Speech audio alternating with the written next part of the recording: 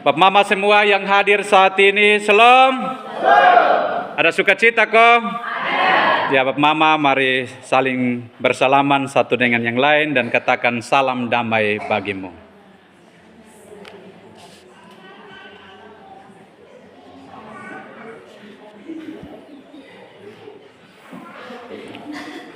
Hari ini kita belajar dari dua teks. Lukas pasal 21 ayat 1 sampai dengan 4 dan 1 Tawarik pasal 29 ayat 13 sampai 17. Tema renungan kita saat ini adalah persembahan, kualitas atau kuantitas. Saya teringat cerita ada seorang janda dan dua orang kekasih. Mereka sama-sama datang beribadah kepada Tuhan. Pada saat persembahan, pemuda ini, dia dengan pacarnya ini, mereka ada uang, tetapi mereka punya uang ini besar, 50, dan mereka lupa tukar. Jadi dalam ibadah itu mereka berpikir, apalagi pas tangguk persembahan dijalankan, mereka berpikir ini kita memberi atau tidak. Lalu karena semakin dekat itu tangguk, mereka omong dengan ini, mama janda bilang, mama, kasih mama pun kolektif kok kami yang kasih. Lalu kemudian ini janda, dia dengar baik-baik lalu dia kasih. Dia kasih kepada dua pemuda dan dua pemuda ini memberi atau taruh di tangguk persembahan. Tetapi janda ini berpikir begini, tidak apa-apa, dua orang mewakili untuk memberi, tetapi itu saya punya persembahan. Bapak Mama yang terkasih dalam Tuhan, pernahkah kita berpikir demikian? Saya tidak sempat tukar uang. Saya ada uang, tetapi saya tidak bisa kasih karena ini uang 50.000 atau 100.000. Jadi biar tangguk lewat saja. Bapak Mama yang terkasih, pasti kita pernah alami semua. Kalau kita lupa tukar uang, maka karena besar kita tidak akan kasih. Dan lewat saja. Bapak Mama pernah alami begitu? Ya saya juga begitu. Pendeta juga pasti mengalami juga begitu. Kalau lupa tukar uang, pasti tangguk lewat saja. Ya. Bapak Mama yang terkasih, dalam teks kita hari ini sangat menarik. Kalau kita lihat di 1 Tawarik itu, ada satu pertanyaan yang menarik bagi saya. Daud dia bertanya kepada umat Israel, pembesar Israel pada saat itu. Daud bertanya begini, siapakah yang rela pada hari ini memberikan persembahan kepada Tuhan? Siapakah yang pada hari ini yang rela memberikan persembahan kepada Tuhan? Ini pertanyaan Daud kepada umat Israel, kepada pembesar-pembesar bangsa Israel. Kalau kita baca di 1 Tawarik pasal 29 ayat 5b, Daud bertanya kepada para pembesar bangsa Israel. Tetapi seandainya kalau pertanyaan ini muncul dan ajukan kepada kita jemaat Immanuel Kanaikai, siapakah di antara kita hari ini yang rela memberikan persembahan kepada Tuhan? Apakah jawab kita? Apakah respon kita? Apakah kita mampu memberi yang ada pada kita? Atau ada pada kita tetapi kemudian kita tidak merespon untuk kita memberi? Pertanyaan ini marilah kita berefleksi di dalam diri kita. Kita perhatikan Injil Lukas pasal 21 ayat 1 sampai 4. Ini omong soal persembahan orang-orang kaya. Orang-orang kaya ini adalah ahli-ahli Taurat, orang-orang Farisi. Dan persembahan janda miskin. Kalau kita omong soal janda, janda ini ada janda yang usianya produktif. Produktif itu artinya bahwa dia masih usia yang kuat. 30-an tahun, 40-an tahun lebih, itu dia masih usia produktif, dia masih kuat. Tetapi ada janda yang lansia. Janda yang lansia umur 60 tahun ke atas, tetapi ada tanggungan-tanggungan juga.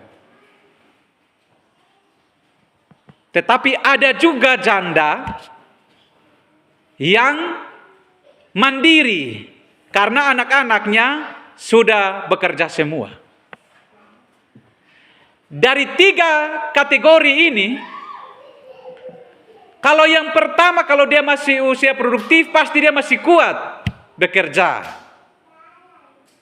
Dan kalau yang ketiga tadi, janda yang sudah mandiri karena anak-anaknya sudah bekerja, itu aman. Tetapi bagaimana janda yang sudah lansia, tetapi hidup juga dalam tanggungan-tanggungan dalam gereja? Bapak Mama, mari kita berpikir bersama. Kalau pertama ketiga pasti aman. Tetapi kalau janda yang di kategori lansia tetapi ada tanggungan-tanggungan dalam gereja, Bapak Mama, mereka akan bekerja keras, mereka akan bergumul. Dari mana kita akan memperoleh uang untuk kita bisa makan, kita bisa minum, dan bagaimana kita juga harus memberi bantuan, menyumbang kepada gereja karena ada tanggung jawab. Sukar sulit kalau kita kategori bahwa seorang janda hidup di tengah-tengah kehidupan kita. Dalam teks kita bahwa Lukas mencatat bahwa Yesus itu mengangkat muka. Ia melihat orang-orang kaya memberi persembahan. Itu kalau dalam versi bacaan kita saat ini. Dia mengangkat muka, dia lihat orang memberi persembahan. Tetapi dalam versi Injil Markus dia mencatat bahwa Yesus duduk menghadapi itu peti persembahan seperti di depan kita. Dia memperhatikan bagaimana orang memberi persembahan. Sama halnya dengan kita, Bapak Mama. Ketika orang memberi persembahan, kita juga akan memperhatikan. Ini hari siapa yang jalan datang di depan untuk kasih persembahan di ini kotak. Dan ketika tangguk berjalan, kita lihat di kita punya depan, kita punya samping kiri kanan, kita akan memperhatikan siapa di antara kita yang menaruh uang persembahan di tangguk persembahan. Atau dalam warta Bapak Mama kita akan mendengar jumlah nilai persembahan di dalam setiap ibadah. Pasti kita mulai ukur. Ini keluarga lengkap-lengkap mah. Mereka kasih uang persembahan sedikit sekali. Daripada orang yang janda atau duda, tapi dong kasih lebih besar dari keluarga yang lengkap-lengkap. Semua hal kita akan perhatikan. Nah, ini yang dilakukan oleh Yesus.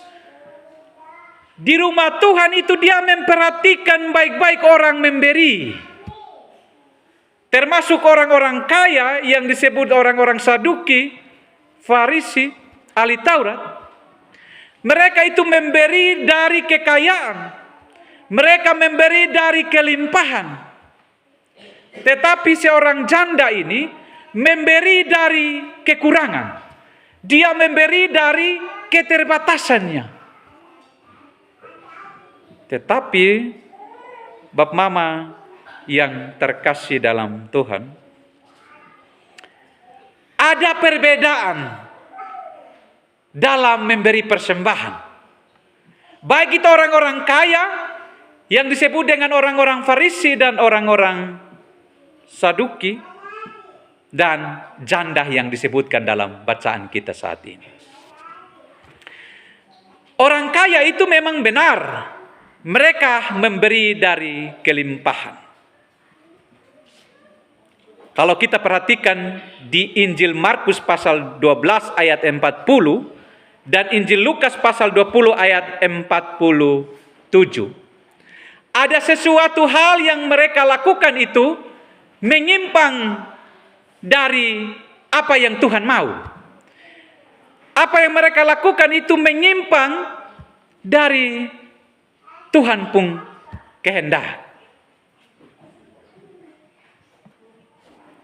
Ahli-ahli Taurat yang menelan rumah-rumah janda-janda. Menelan berarti mereka menciptakan ketidakadilan, mereka merampas hak orang-orang miskin termasuk janda-janda ini. Tetapi untuk menutupi kelemahan, kesalahan mereka, di ayat kedua ayat ini disebut bahwa mereka berdoa panjang-panjang untuk mengelabui bahwa mereka itu saleh, padahal perbuatan mereka memanfaatkan ini janda-janda untuk kepentingan. Sehingga mereka disebut orang-orang yang hidup dalam kelimpahan. Tetapi ada hal yang mereka lakukan tidak sesuai. Kalau sedangkan janda ini benar, dia memberikan dari kekurangan. Dia memberi dari apa yang ada padanya. Dia memberi untuk Tuhan. Dia memberi dari ketulusan. Dia memberi dari kerendahan hati. Ingat, dalam bacaan ini bahwa dia memberi itu hanya 2 peser. Kalau omong soal 2 peser, kalau nilai mata uang dalam orang-orang Yahudi sangat kecil jumlahnya. Sangat sedikit. Kalau dalam versi Injil Markus pasal 12 ayat 42, dia terjemahkan dengan 2 peser itu dengan 1 duit. Terlalu kecil jumlahnya. Kalau omong bilang paling kecil, paling rendah untuk ukuran kita, itu 500 rupiah. Paling kecil. Jadi kalau 2 peser berarti bisa 1.000, 2.000 atau 3.000. Nah berarti ukur.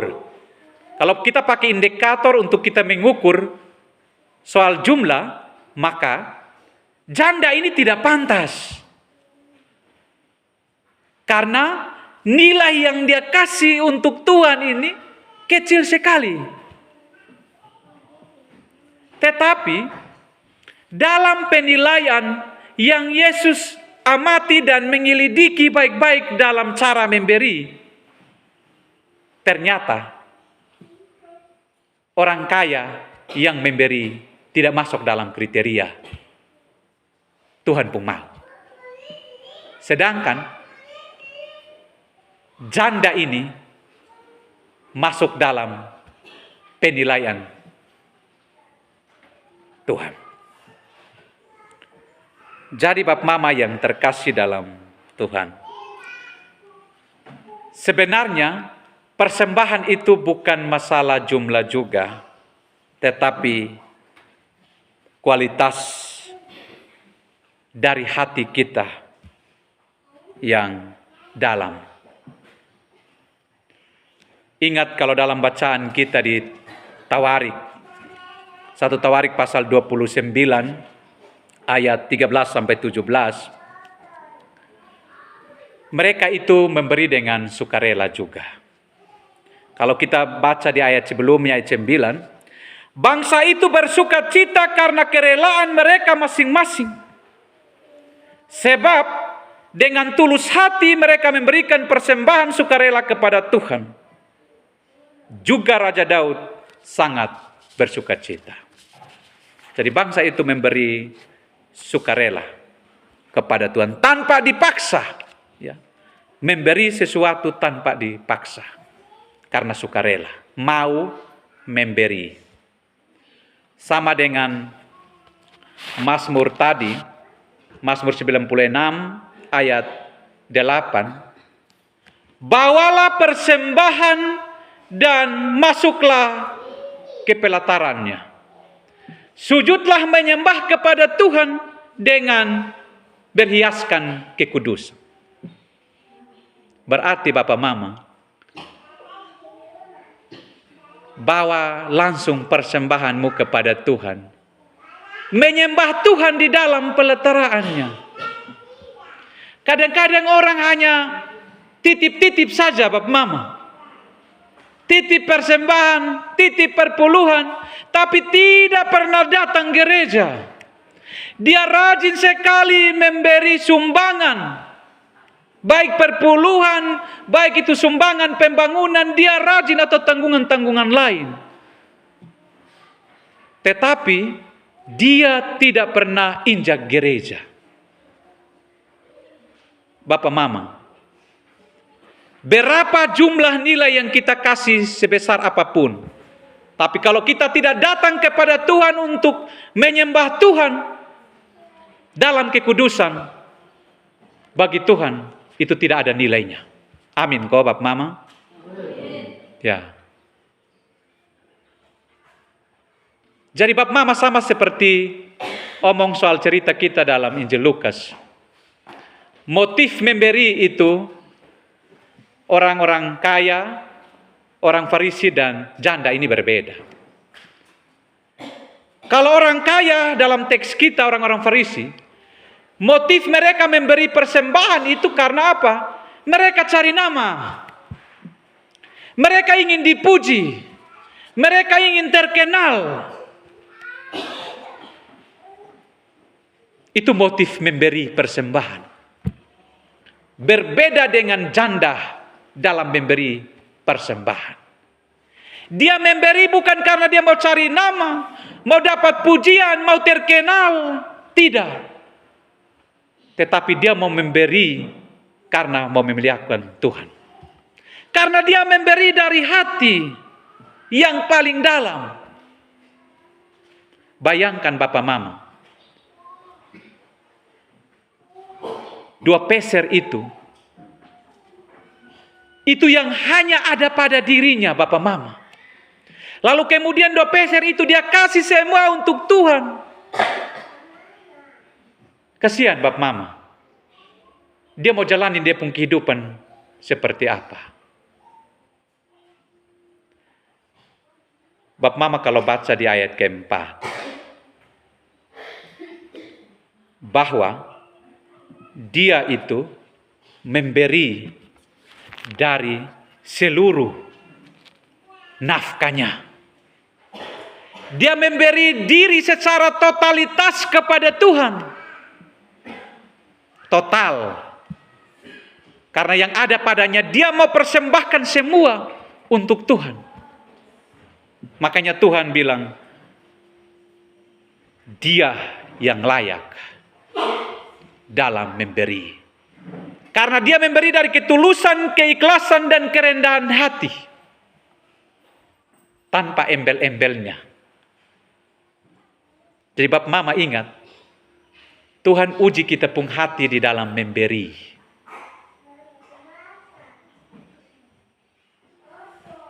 Tuhan memperhatikan kita. Siapa yang suka memberi dan siapa yang tidak suka memberi. Kita memberi sedikit, tetapi kita memberi dari ketulusan yang ada dalam diri kita. Daripada sama sekali kita punya kelebihan, Kita hidup dalam kelimpahan, tetapi kita sama sekali tidak memberi.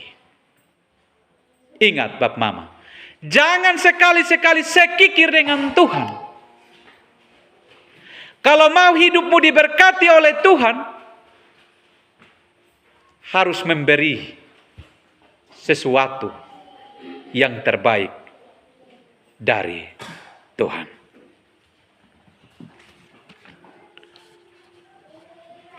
Persembahan itu bukan masalah jumlah, tetapi motivasi kita di dalam memberi. Ingat, jangan sampai kita sama seperti orang kaya yang suka memberi tetapi mau dipuji, yang suka memberi tetapi mau ingin terkenal. Tuhan bilang hati-hati, karena dalam indikator ukuran yang Tuhan pakai pasti kita tidak akan masuk. Kita memberi persembahan itu bagian dari bagaimana kita melatih diri kita untuk memberi yang terbaik. Melatih diri kita. Mungkin ada yang tidak suka memberi, dan ada pula juga yang suka memberi. Dan ini merupakan sebuah yang namanya proses dalam memberi. Dan dalam memberi ini kita harus belajar melatih diri kita, Bap Mama. Yang kita tidak terbiasa untuk beribadah kepada Tuhan, biasakanlah dirimu untuk memberi, mempersembahkan tubuhmu kepada Tuhan. Di mata Tuhan itu dia tidak ukur berapa jumlah yang kita berikan kepada Tuhan, tetapi seberapa Tuhan mau kita mempersembahkan diri kita untuk Tuhan. Seperti tadi, jumlahnya besar, perpuluhannya besar, tapi tidak pernah datang gereja.